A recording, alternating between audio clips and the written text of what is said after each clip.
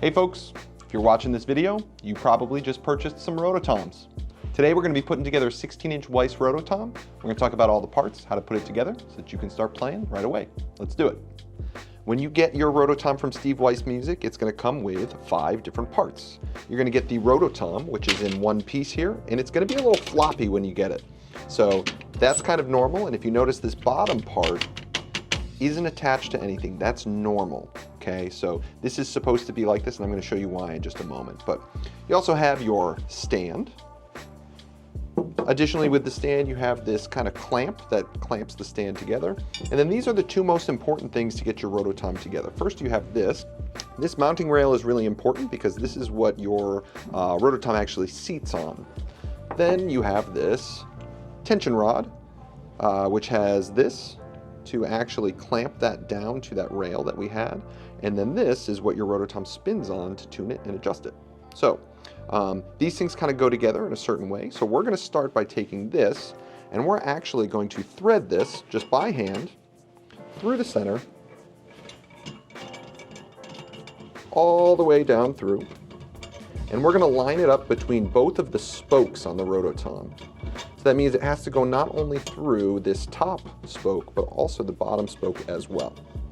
Now, if you find that for some reason you're having a hard time getting this rod through the spoke, something like white lithium grease works really well to kind of just make it a little bit easier if you're having a hard time. But generally, just like you're seeing here, you should be able to spin it all the way through, and then we line it up with the bottom until everything is good to go. Now, once I have this kind of finger tight, I'm actually going to roll this back so that I have a little bit of space here, because this is actually going to go into this portion here. So once you get here, I'm going to slide this. If you notice the way that this is shaped, okay, this top part of the bolt goes into here. And then I tighten that down, and I want to leave some room for where it's actually going to hit the stand. Once that tightens up, you should feel it nice and tight. And now we're going to take these off the table so we can put them right on the stand. So included with all of our Roto-Toms are these great stand bases. So in this adjustable stand base, you're going to actually take this portion of the Roto-Tom stand that you saw previously. And it's nice if you can kind of get this almost horizontal to the ground, because that's going to end up setting our Roto-Tom to be nice and level. So you'll notice that the way that this rectangle is here is that our clamp that we talked about previously will fit right over that. But what we actually need to make this work is the Roto-Tom, which has our plate attached to it.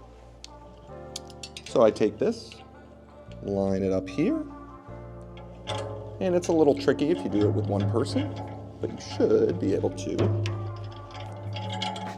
slide this on through, tighten it here, and then make sure everything is taut so it won't move around. Then you should be good to actually turn your Roto-Tom and adjust the pitch.